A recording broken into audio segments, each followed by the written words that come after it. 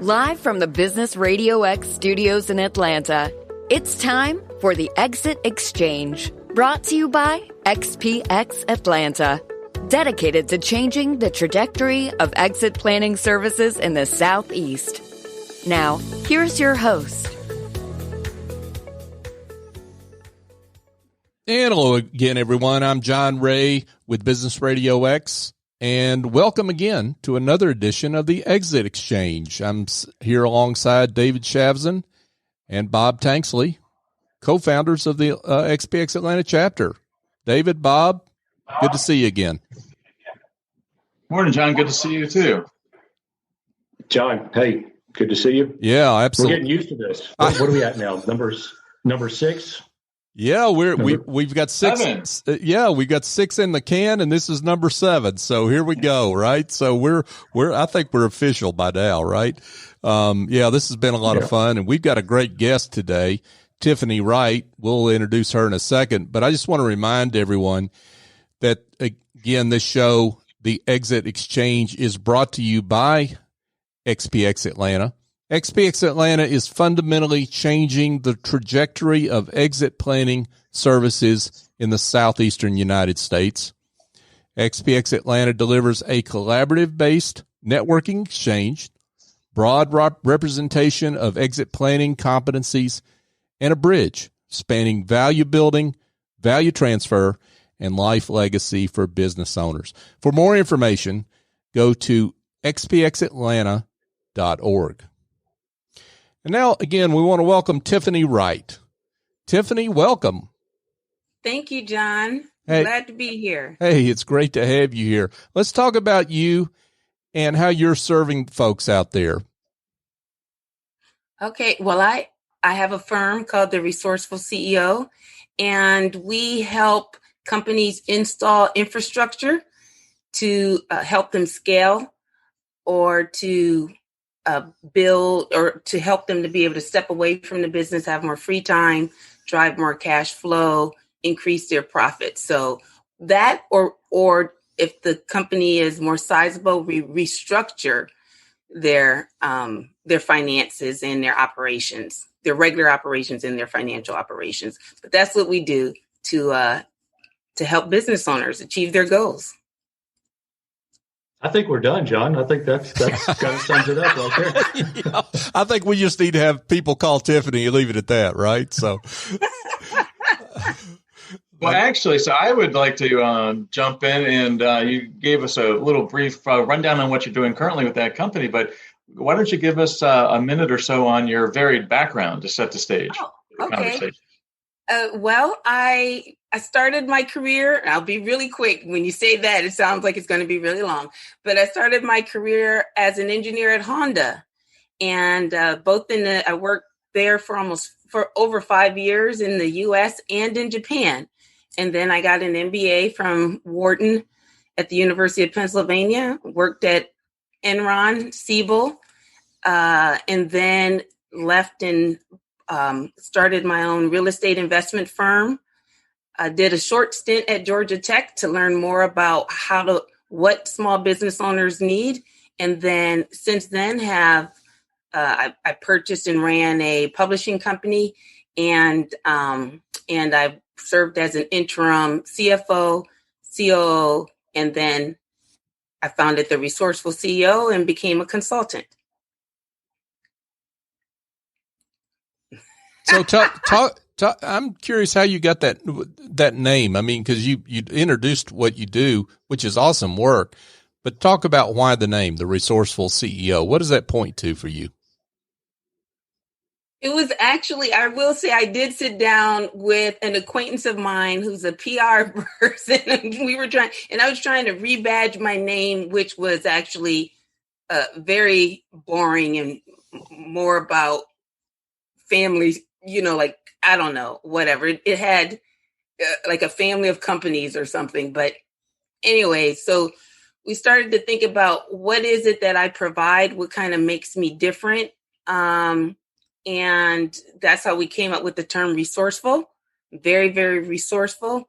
And then CEO was because when even though I was going in initially as a CFO and a COO, I really needed to have a strategic CEO mindset in order to be able to help the companies achieve the goals in the shorter time frames that we had, which are typically anywhere from 3 months to a year. So that was the genesis of the Resourceful CEO. I love that word, resourceful. I didn't think about that in the prep for this podcast. It implies that the CEO doesn't have all the resources in-house. They ought to pull a team together, resources which may come from outside their firms, which is something we're deeply passionate about here at XPX. You know, there are many issues that owners need to address, and in the show prep, we talked about owners setting and communicating goals with their team. So tell us more about that and how that can impact value.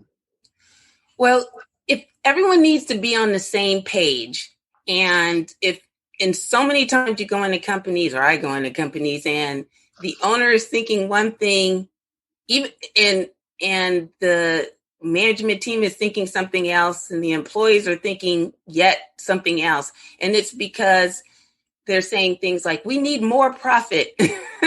We need higher revenue. We need more sales, or whatever. What does more mean? It means different things to different people. What does higher mean? And so by clearly defining your goals, you clarify what it is you want the organization to achieve, and then everyone else in the organization can get on board. Because when I say goal setting, I don't mean that you go off into a room and do it by yourself. You align or work to align your goals with your personal goals, with the business goals, and then no one needs to know your personal goals, but they need to know the business goals. Share that with the management team, have them break those goals down for their different departments or areas, and then break that down into what each employee's role on the team, how that role contributes to the achievement of the goal. And a lot of small business owners are leery about sharing financial information, which makes sense. You're a private company and you don't want your customers to know, or your competitors to know how much you're making. And DMB is notoriously horrible about how much a company's making. But so you can use percentages. So if you're at 10 million in revenue and your goal is 12 million in revenue over the next year, or maybe 20 million in 5 years, then you say we want a 20% increase in revenue over the next year and 100% increase over the next 5 years. But you use those kinds of terms and everyone can get on board with that. And what's you talked about personal goals, Tiffany, as a starting point, right? Which is really key for the owners to have, because the business is part of their overall personal picture. What challenges though do you see when you try to get people to articulate their personal goals? You know, how it interacts with the business, or how it may be complementary. That actually takes the longest time, because they'll start to throw out goals for the business, but then I can tell it's not really tied to anything. Oh, well, like they should, but we don't want shoulds. We want what really resonates with them. So sometimes I have to give them homework, like go home and just visualize or write down what comes to mind or something like that. But I definitely it's not, let's have a meeting tomorrow. It's generally like a Thursday, and then by Tuesday we can sit down and work through it. But while we're working through it, I just ask them a bunch of questions. What do you want? Do you want to sell the company and retire? Do you want to pass it on to a child? What kind of money do you want? And if they're not sure about that, well, what do you want to do? How often do you want to travel? I just ask all these kinds of questions, and I pay attention to their body language in addition to the words that they're using. but really their body language. Like some people will say one thing, like, but there's no enthusiasm. And then they say something else and they light up. And so I know that is actually something that resonates with them. And I'll circle back and dig into that. So it's not straightforward, but once we get that done, everything else starts to fall into place. It sounds like a lot of the folks you're talking to haven't thought about it. They're so engrossed in the business. Yes, they haven't thought about it, or they think of it like a dream, like, oh, it would be great to have time to do this. It would be great, but they don't think of it as achievable. You're elaborating on what I've kind of said often in different settings, and that is it's great when the owner's goals and objectives, his or her readiness lines up with the readiness of the business. When one of those are out of balance, it can create a stressful exit in most cases. Yes, because if you say you need, if we determine that you need, that you want to retire, let's say in 10 years at age 65, and you need, and your company currently allows, you're only able to pull out like $150,000 total. And your goal is to have $300,000 a year. Then there's a big disconnect. Your company needs to grow and it needs to be more profitable. So, and if you just want to keep doing things the way that you're doing, you're not going to achieve that. So your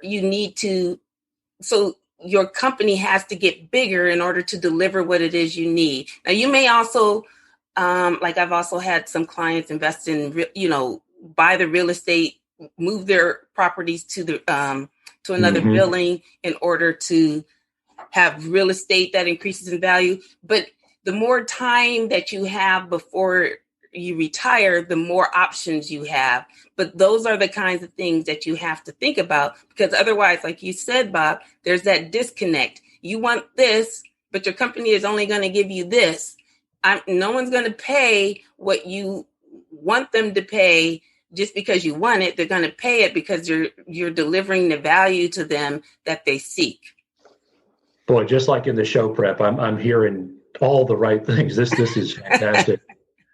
You mentioned time. How much time and effort do you see it normally taking to get things in place in the company to get it ready for sale?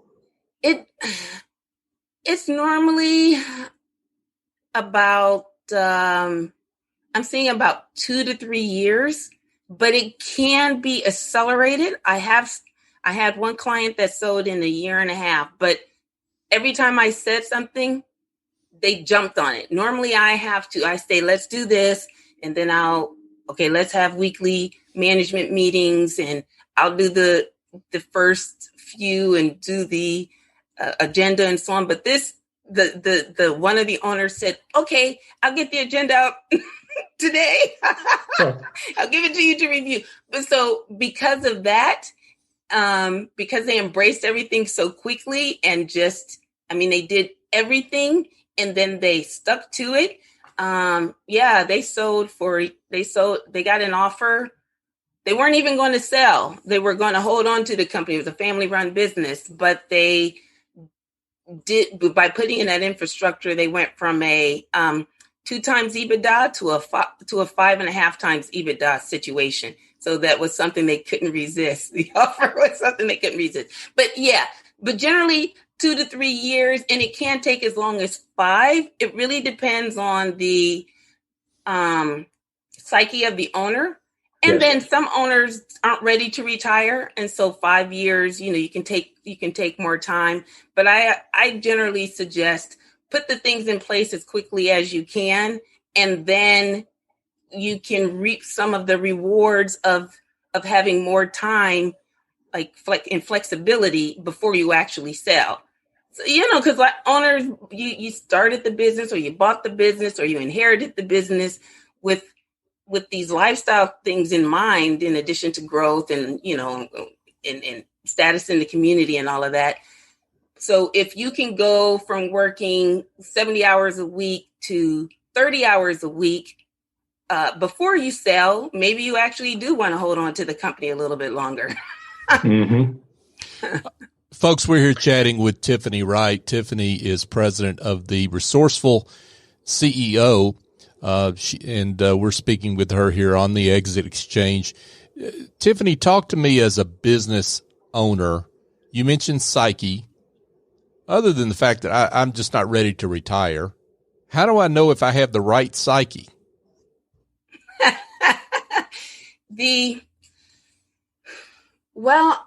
I ask a series of questions and it depends on the responses to that. So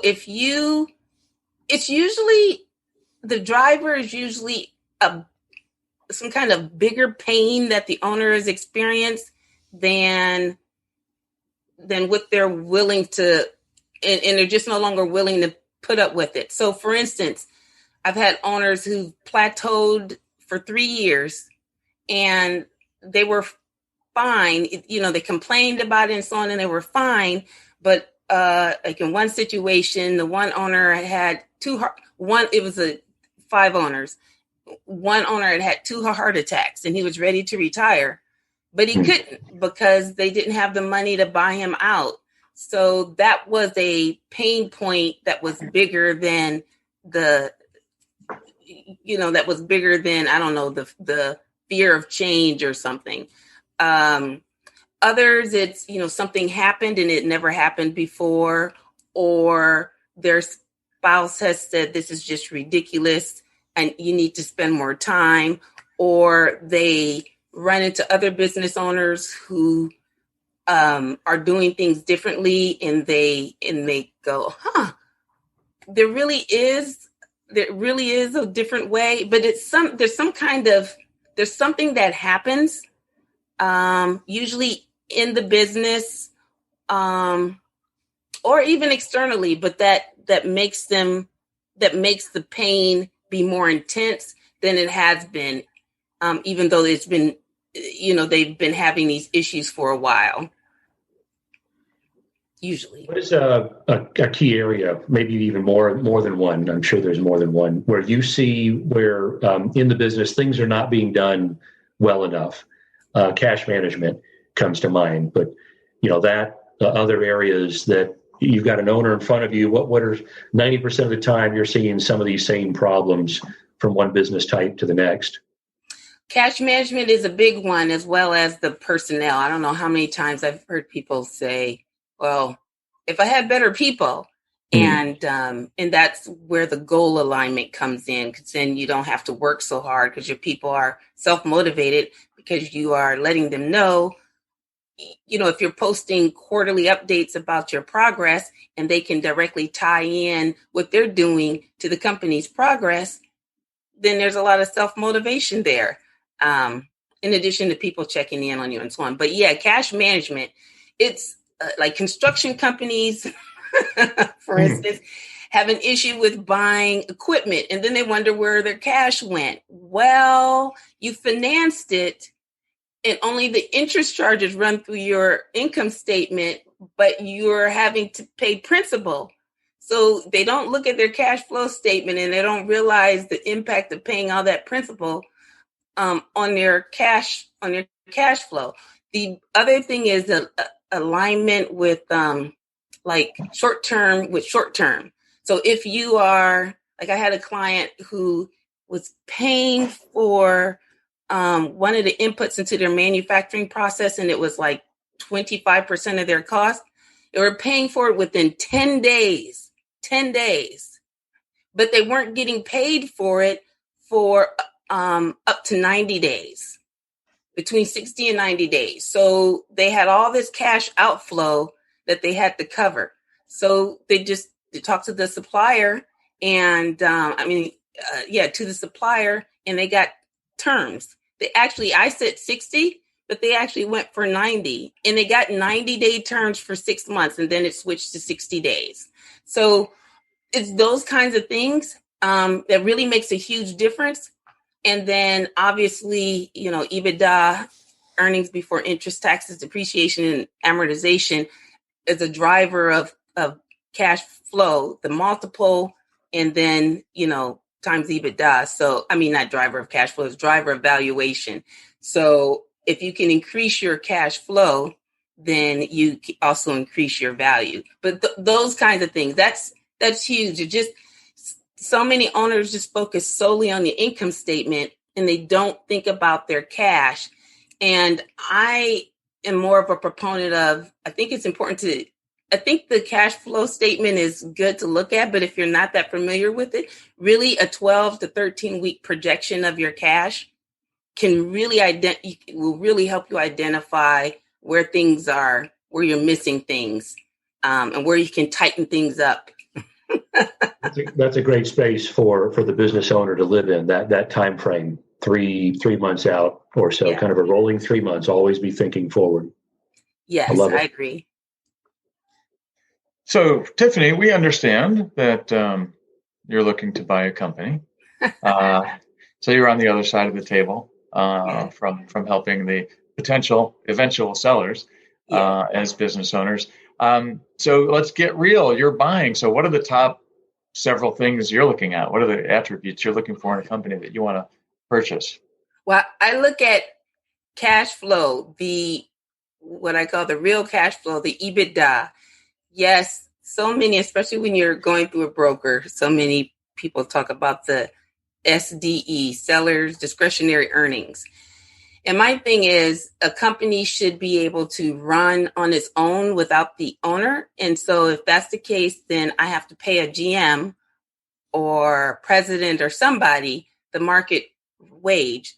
So I'm not buying a business to buy a job. I can go work somewhere else. So that's the biggest thing. So many owners put in, the SDE will be skewed because it has this, amount for the owner, but the owner is only paying themselves like $70,000, for instance, in an $8 million company. Well, I'd have to pay someone $110,000. So that works against you.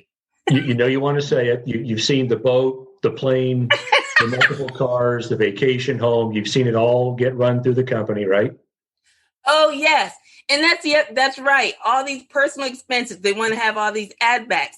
And I say, if you want to have the ad backs, then you need to show me the receipts for these ad backs. Otherwise, I just have to trust, because lots of, there are some business owners who actually, specifically state owner perks in their books, but generally they bury it in other areas. And so you don't know what it is. And it's like, all of this stuff I'm running through the company. Well, do you have a separate Amex or something that I can look at? I need proof, folks. Proof. That's a big thing. I need proof. So I get a lot of SDEs and these overvaluations of the company based on this. And then a lot of businesses who are asking for a lot of money, but it's all dependent on the owner. Well, what happens when the owner decides to compete? I have to, and then the broker will say, well, you can use the non-compete. You can structure the non-compete. No, if you have to rely on a legal agreement solely to protect yourself, that's not good. I was going to say something stronger, but that is absolutely not good. So if you have a general manager who has the sales contacts and, all those strong relationships, then I feel significantly more comfortable, because I know that a year from now, you're not going to be bored and come back and do the same thing. So these are the big things that I look at. How much of the business depends on the owner? What's the actual EBITDA, not just the seller discretionary earnings, and what kind of market presence do they have? Because they'll say, we're so great, but then I'm wondering, how do they really line up against their competitors? And so I do. Those are the kinds of things that I look at. But the first two generally cancel out a lot of the stuff that I look at. They don't pass the cut. And those two criteria apply to a lot of different business models for sure. One thing we often say is that the buyer, sophisticated buyers, which you clearly are, would rather have more of the problems solved by the time you step in to look at it for acquisition, more of the problems solved than still existing. You'd rather have, cash flow, down to the penny and known. You'd rather have business owners that are listening, don't take this personally, but as a buyer, you'd rather have the business owner the seller become irrelevant.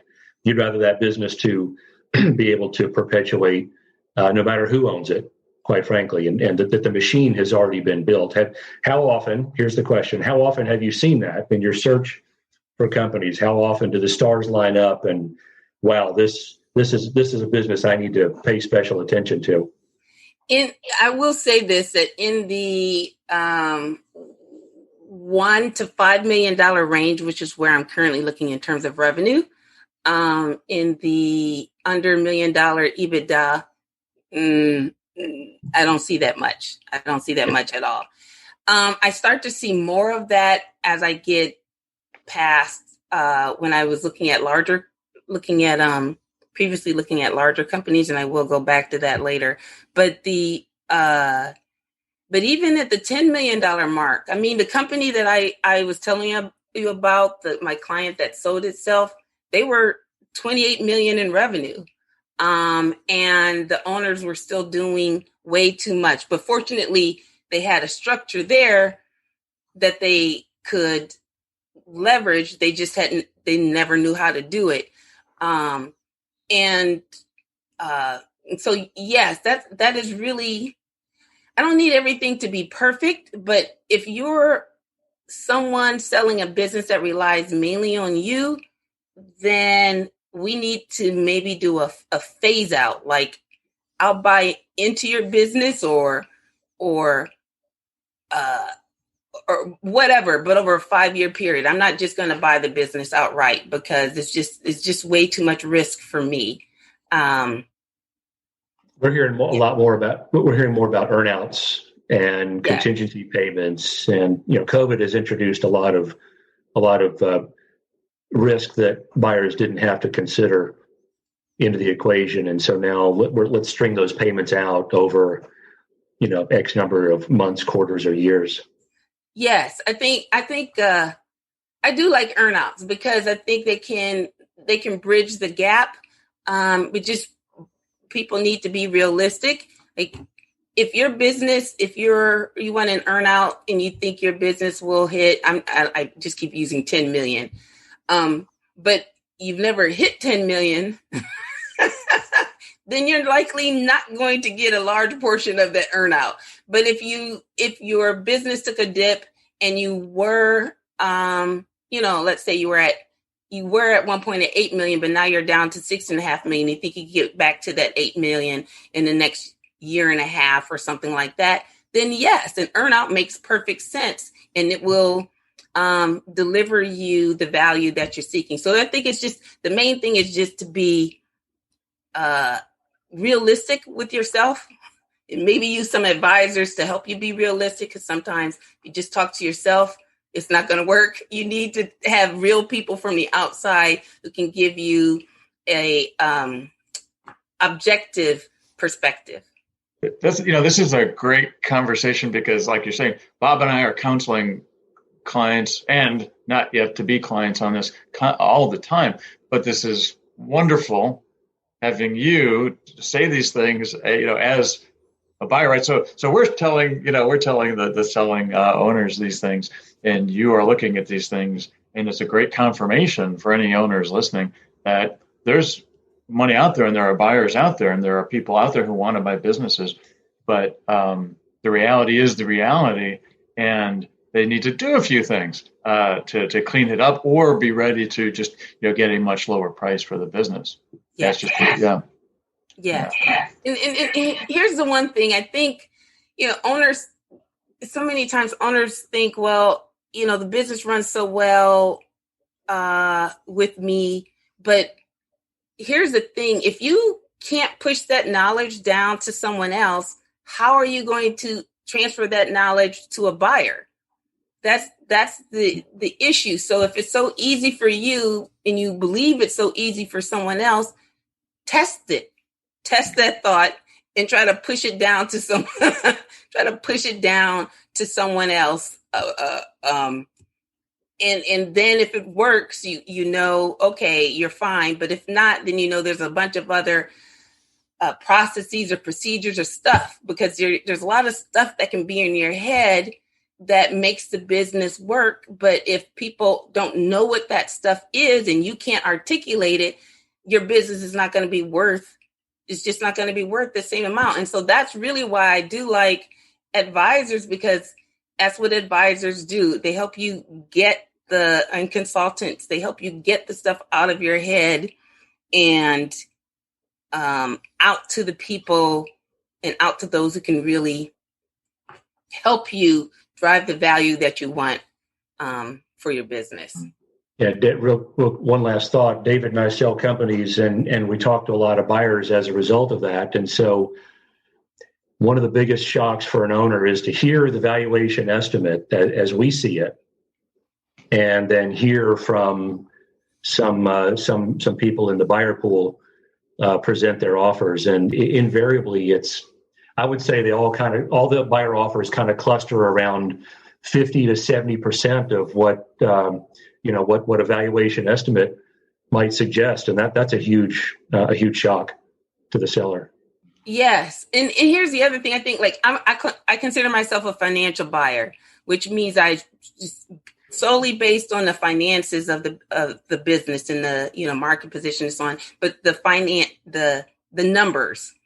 A strategic buyer, like if you're a larger company and a strategic buyer comes in and they are going to eliminate all these people or eliminate all of this stuff, then they may be willing to pay more because they're going to get more value because their cost. So their EBITDA is going to be different because they're wiping out all these expenses. But for someone who's just buying your company, it's to continue it as is with no changes except, to improve it, to make it grow.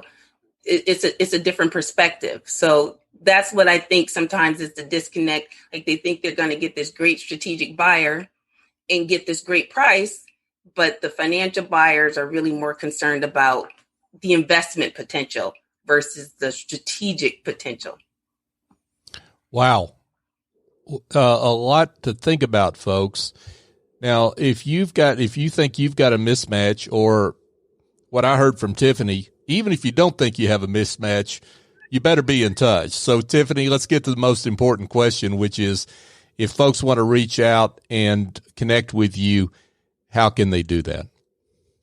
They can reach me through the Resourceful CEO. I give a free 20-minute consult, and you have to fill out a form so they can get the most out of the call as they can. And that's at theresourcefulceo.com/schedule. theresourcefulceo.com/schedule. Or you can also email me at twright@theresourcefulceo.com. Terrific. Tiffany Wright, the Resourceful CEO. Tiffany, this has been fantastic. Thank you so much for coming on the show. Thank you, John, for having me. It's been fun. Absolutely. Hey, folks, just a quick reminder again, the show, The Exit Exchange, is brought to you by XPX Atlanta. Here's the deal. As good as your accountant is, they don't know all the answers. As good as your attorney is, they don't have all the answers. Exit planning is a complex process that needs a lot of inputs from great advisors, and XPX Atlanta is ideally positioned to serve an extremely high concentration of family and privately held businesses in the Southeast. And here's the commitment from this organization. The board, membership, and sponsors are comprised of a high-quality network of advisors who are focused on collaboration and placing the client's interest at the center of all that they do. If you're interested in more information, go to xpxatlanta.org. David, Bob, this has been a great one. Yes, it has. Thanks, John. Thanks, Tiffany. Thanks, John. Thanks for all the work you do to make these things happen. Absolutely. Tiffany, thanks again. Yeah, Tiffany, thanks again for coming on the show. Thank you again for having me. Absolutely. And folks, that's a wrap on this edition of the Exit Exchange. I'm John Ray.